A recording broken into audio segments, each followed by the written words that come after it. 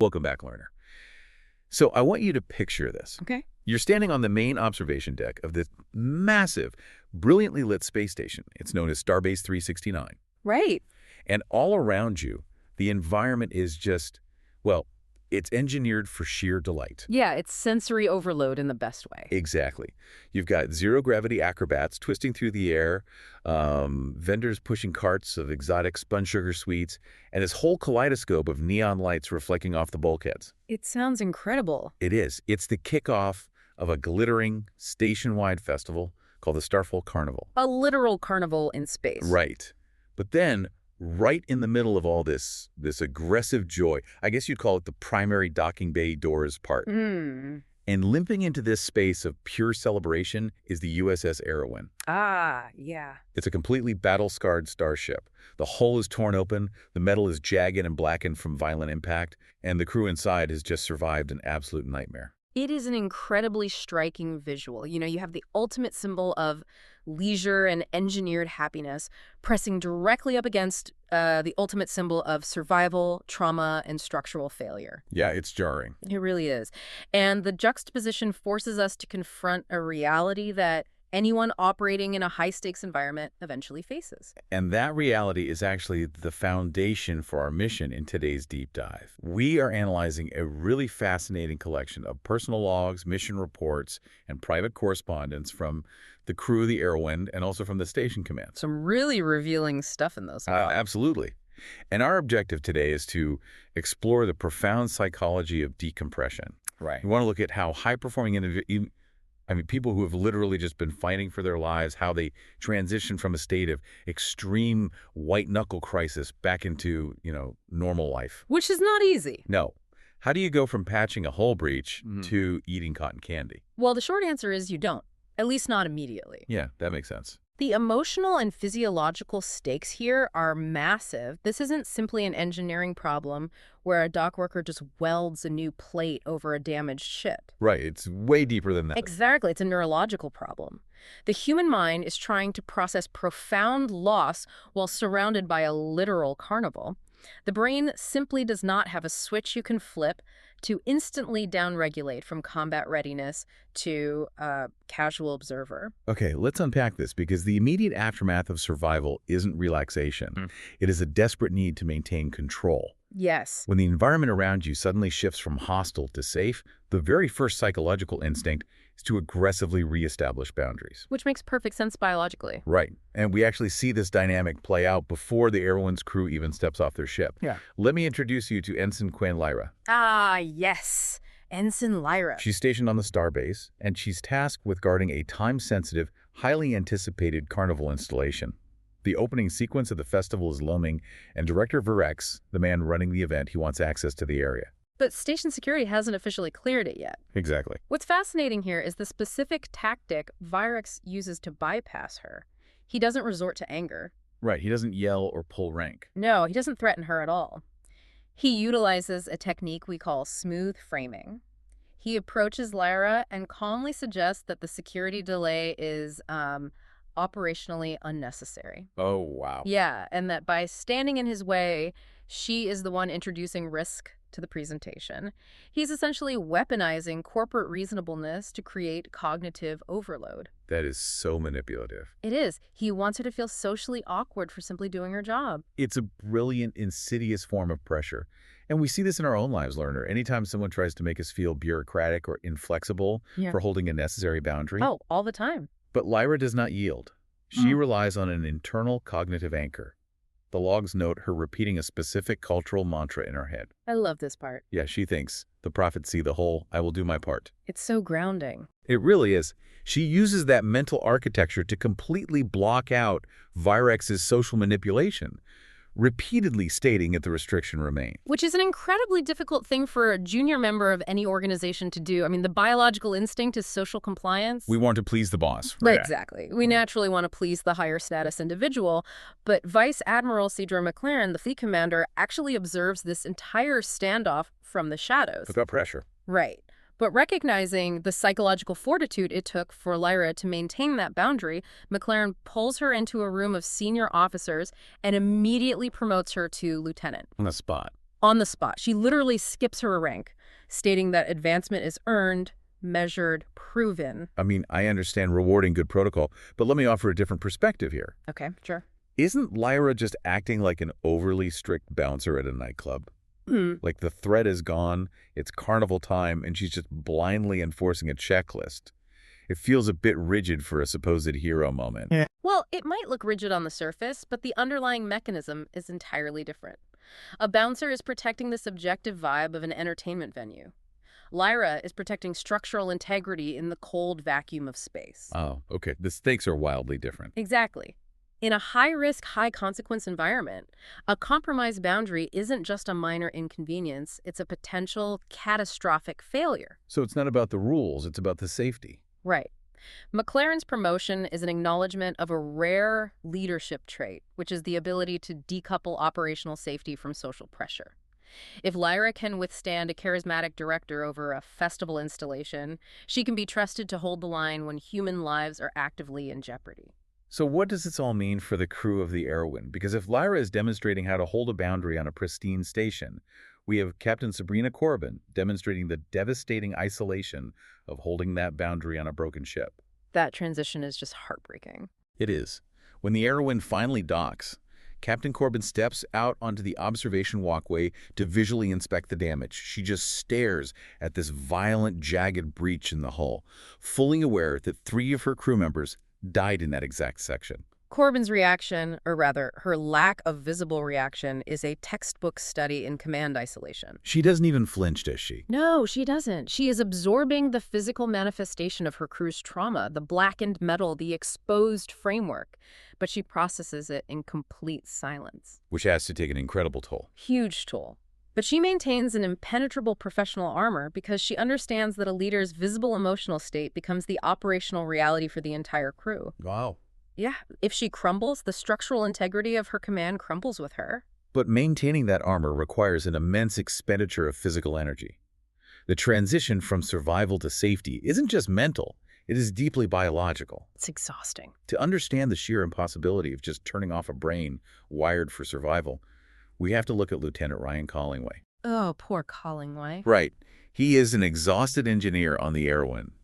And when the station engineers arrive to take over the ship's repairs, Collingway physically cannot let go. He's just hovering. Obsessively. He tries to brief them, hovering over the consoles, completely incapable of stepping down. The station commander actually has to explicitly order him to hand over the keys and leave the area. And that station commander is intervening against a severe physiological response. It's not just him being stubborn. Not at all. When you are sprinting for your life, whether you're surviving a starship battle or, finishing a brutal 6-month corporate merger, your nervous system is flooded with cortisol and adrenaline. Right, you're pumped full of stress hormones. Exactly. The brain's amygdala has hijacked the prefrontal cortex. In that hyper-aroused state, stopping literally feels like an existential threat. Rest registers as vulnerability. Okay, let's unpack this. It's like a massive, heavy flywheel in an engine. Yeah. You can cut the power, the external threat is gone, but the sheer momentum of all those stress hormones keeps the wheel violently spinning. Yes, perfect analogy. You can't just throw a stick in the spokes and expect it to stop.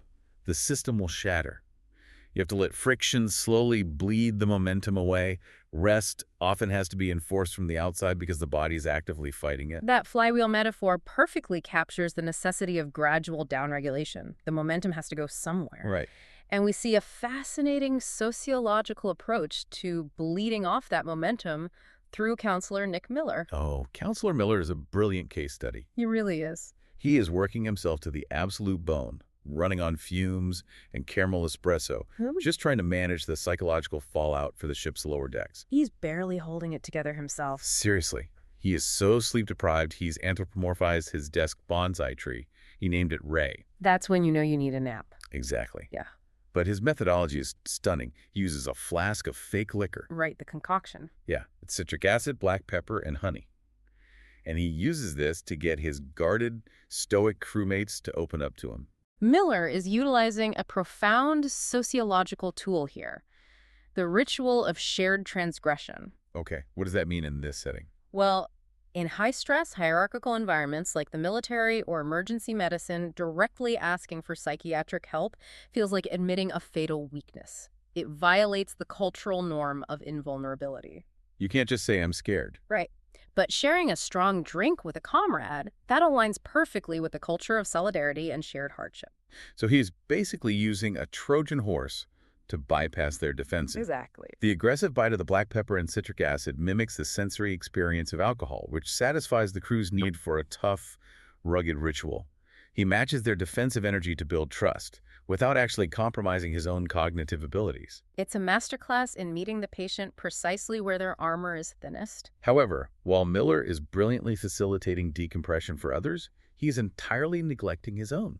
He's still operating the flywheel. Very true. For a model of actual effective physiological decompression, the logs point us to Dr. Claire Dunross, the chief medical officer. And her approach to rest is entirely counterintuitive to how we typically think about relaxation. It really is. She doesn't just go to sleep or sit by a pool. No, not at all. She enters a holodeck simulation of her family's estate in the Scottish Highlands. She tacks up a halflinger horse named Bry, and they go on an intense, demanding ride through thick fog and complicated terrain. Which sounds exhausting. It does, but the logs describe their interaction beautifully. It notes they found a perfect balance where neither led completely and neither followed entirely. So why is she doing this? Dr. Dunross is engaging in what psychologists call active rest, utilizing a form of somatic experiencing. Active rest, okay. Right. For an individual whose daily baseline involves highly analytical life-or-death cognitive load, passive rest, like lying on a beach, would actually induce anxiety. Because their brain would just keep spinning. Exactly. The brain would just endlessly cycle through the trauma. Riding a horse requires absolute, immediate physical presence. It demands total cognitive displacement. A horse is essentially a 1,000-pound biofeedback machine. Oh, that's a great way to put it. It responds instantly to a rider's heart rate, muscle tension, and respiratory rate. If Dr. Dunross is tense or panicked, the horse becomes erratic. Right. There's no faking it. None. By forcing herself to find a nonverbal physical harmony with the animal, she is actively manually overriding her own parasympathetic nervous system. She replaces the chaotic, uncontrollable stress of a failing starship with a controlled, rhythmic physical challenge. And that shift from cognitive rumination to physical sensation is the crucial first step in trauma recovery. You have to get out of your head. Precisely. But solitary regulation can only take a person so far. The true test of decompression is interpersonal. Once you have managed your own nervous system, how do you reestablish connection with other human beings when your professional shields are finally down? That transition from professional utility to personal vulnerability is incredibly delicate. Yeah. And the sources offer a fascinating look into how Tactical Officer Grayson McKinney navigates this with his family, who happen to be stationed on Starbase 369. Ah, the McKinney dynamic. Yes. Grayson walks into his parents' quarters carrying a duffel bag containing 20-year-old scotch and illicit hot sauce. His father, who is also captain of the fleet, greets him not with a hug, but by asking, "How is the ship?" If we connect this to the bigger picture of organizational sociology, families embedded in military or highly specialized, high-risk professions often develop deeply coded lexicons to handle emotional weight. They can't just talk normally about it. No, they exist in an ecosystem of constant unspoken risk. Asking a direct emotional question like, "Were you terrified you're going to die?" is often too radioactive. It's too much, too soon. Exactly. It demands a level of vulnerability that the individual hasn't yet processed. So they use an emotional proxy. When the father asks, "How is the ship?" he's really asking, "How is your mind holding up?" And Grayson responds, "Captain Corbin runs a tight crew. They held together well." On the surface, it's just a tactical report. Underneath, it's a son telling his father, "I survived the nightmare, and my psychological baseline is stable." The ship becomes the safe, sterile container for their profound mutual relief. Wow. It allows them to acknowledge the trauma and express deep paternal care without breaking the stoic composure that defines their identities. The proxy preserves the armor while still allowing the emotional communication to pass through. But the dynamic is completely upended by Grayson's 20-year-old sister, Brianna. Oh, Brianna is great. She's an academy cadet, and she deduces that Grayson has romantic feelings for a woman, Dr. Dunross. Actually, entirely by analyzing his facial expressions as if they were a tactical puzzle. What? She literally calls him out, stating, "That is a different face than the words." She completely ignores the proxy communication. Siblings frequently serve that exact sociological function. They are the ultimate disruptors of professional architecture. They don't care about your rank. Not at all. A parent might respect the rank and the proxy out of a shared understanding of the burden, but a sibling refuses to let you hide behind your tactical deflections. They force the vulnerability to the surface. That forced vulnerability is one thing in a family setting, but we see a much more complex version of it within the chain of command. There is a deeply poignant scene between Chief Medical Officer Rhea Amberlin and Captain Corbin. Oh, the cafe scene. Yeah. They escape to a quiet holodeck simulation of a seaside cafe. And away from the ship, Dr. Amberlin strips away all rank and pretense. She confides a profoundly personal secret to her captain. 14 years ago, during medical school, she had a baby and gave her up for adoption. Wow. And now, out of the blue, that teenager has reached out to her in a letter. It is an immense disclosure. Bringing a personal psychological crisis of that magnitude to your commanding officer immediately following a traumatic mission is incredibly fraught. It is, and it makes me question the boundaries we discussed earlier. Isn't it inherently dangerous for a captain to suddenly become the therapist for her crew? Doesn't absorbing that level of personal turmoil blur the lines of command and compromise Corbin's objective decision-making? Well, it absolutely would compromise her if Corbin attempted to fix the situation. Okay, but she doesn't. No, she doesn't. Notice the specific mechanism of her reaction. Corbin doesn't offer unsolicited advice, she doesn't try to solve the emotional puzzle, and she certainly doesn't quote Starfleet regulations, she simply listens. Corbin shifts her role from commander to witness. The power of simply being a witness. Precisely. In clinical trauma recovery, having another human being bear witness to your reality, without judgment or an immediate need to solve your pain, is profoundly validating. She's just being there for her. Yes. Corbin understands that Amberlin doesn't need a captain in that cafe. She needs a safe harbor to briefly set down a crushing emotional weight. Holding space for the complex humanity of your team without trying to engineer it is arguably the pinnacle of leadership. That quiet, validating space is a stark contrast to how trauma manifests for other members of the crew. Let's look at Elias Harlan, the chief engineering officer. The complete opposite reaction. Totally. He survived a piece of shrapnel to the frontal lobe and is recovering in his quarters. His sister, Rebecca, who is an executive officer on another vessel, beams over, bursts into his medical recovery room, kicks the attending officer out, and begins viciously screaming at Elias because he failed to send her a personal message confirming he was alive. The reaction is explosive, seemingly disproportionate, but psychologically perfectly aligned with trauma response. Why scream at the person who almost died? We have to recognize that anger in this context is a protective cognitive overlay. It is a secondary emotion acting as a bodyguard against profound helplessness. She isn't actually furious about a breach in communication protocol. The anger is masking the sheer, agonizing terror she experienced believing her brother was dead. Because anger feels powerful. Right. Anger feels powerful. Grief and fear feel weak. So the brain defaults to the powerful emotion to maintain a sense of control. Elias, remarkably, understands this mechanism. He doesn't get defensive or argue logic. He simply reaches out and takes her hand, grounding her. He recognizes the fear beneath the overlay. They have faced their internal biological flywheels, they've navigated the intense sociology of their proxies and family dynamics. The internal work of decompression has begun. Which means it is finally time to face the external world. Here's where it gets really interesting, because we move from the quiet quarters of the ship out into the overwhelming sensory environment of the Starfall Carnival. We get to witness the actual synthesis of trauma and joy. Finally. Let's go back to Ryan Collingway, our exhausted engineer who couldn't let go of the ship. He is wandering the Carnival promenade, and his analytical brain is still violently spinning. He's standing in front of a street magician named Zelansky, aggressively deconstructing the holographic projections and transporter buffer tricks being used in the act. Collingway is using analysis as a defense mechanism against the chaos of the carnival. You can't just enjoy the show. No, because engineering is fundamentally about control, predictability, and imposing order on the universe.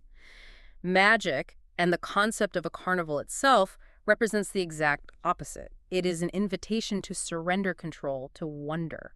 Zelansky, recognizing that Collingway is trapped in his own head, decides to forcibly break the pattern. He uses a highly complex transporter trick to literally turn Ryan into a rabbit, complete with a tiny, tailored Starfleet uniform. Which is just a fantastic image. It's hilarious. And he leaves him in that state just long enough for the absurdity of the situation to shatter his analytical armor. When Collingwood is finally restored to his human form, the lesson has landed. You cannot deconstruct a carnival. You simply have to experience it. Enjoy, not analyze. It is a radical theatrical intervention that forces Collingwood out of his rumination and fully into his present body. The humor breaks the cortisol loop. And it works.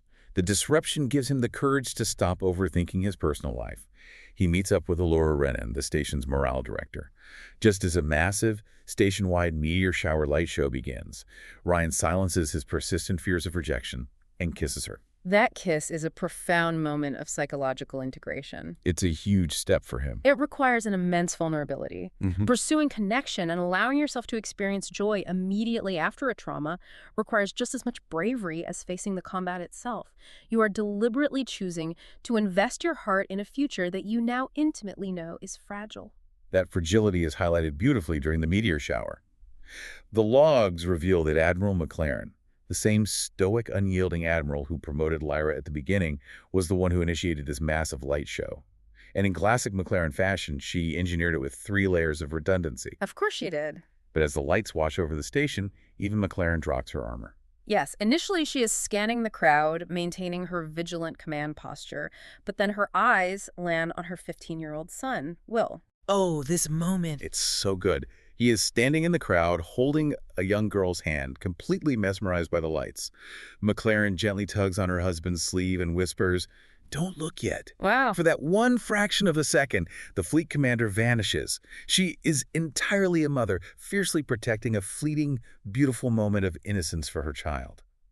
It's incredibly moving to see these hardened professionals allow the joy to penetrate their defenses. But it forces me to ask a difficult question, learner. Does all this engineered happiness, the cotton candy, the light shows, the romance, does it just paper over the reality of the damaged ship waiting in the dry dock? Does the carnival erase the trauma? It does not. And attempting to use joy to erase trauma is a recipe for psychological collapse. You can't just ignore it. No. The sources address this tension directly in the final exchange of the logs between Admiral McLaren and Captain Corbin. They are standing together, looking at the shattered, burnt hull of the Arawyn. Corbin acknowledges the heavy damage and the devastating reality that she lost 3 crew members because they made an operational choice that proved fatal. And McLaren's response is brilliant. Mm. She doesn't offer toxic positivity. She doesn't try to reframe the loss or tell Corbin to look on the bright side. She looks at the broken ship and tells Corbin, "Make sure it sharpens you, not weighs you down." That is the essence of psychological integration versus compartmentalization. McLaren reminds Corbin of the broader context of their mission. Yes, there was catastrophic loss, but the Arawyn also successfully saved an entire colony from a pediatric crisis. We still did incredible good. Exactly. The trauma and the loss do not invalidate the good they accomplished, just as the good does not erase the pain of the loss. Integration means allowing the grief to coexist with the joy, letting both realities inform the leader you are becoming. The jagged scars remain permanently on the hull, but the ship will fly again. That brings us to the core application for you, learner. We've traced this intense psychological journey today. We watched the crew navigate the rigid, white-knuckled discipline of survival mode, struggle against their own biological flywheels to find rest, utilize proxies to communicate their pain, and finally find the terrifying courage to experience joy again. It's a universal process. It really is. Whether you are coming off a grueling 6-month sprint at your company or you are trying to recover your footing after a deeply personal crisis, the mechanics are the same. You cannot stay in survival mode forever. You have to allow the friction to slow the wheel. You have to allow yourself time in the carnival. This raises an important question about how we fundamentally define strength in our culture. True resilience is not the absence of damage. It is not about maintaining a pristine, untouched exterior while hiding the internal fractures. Right. It's not about being invincible. Real resilience is trusting your team, your family, and yourself enough to let them see the dents in your hull. It is the profound understanding that sustaining damage does not diminish your operational worth or your capacity for joy. I couldn't agree more. And it leaves us with one final thought to ponder as we close out today's deep dive.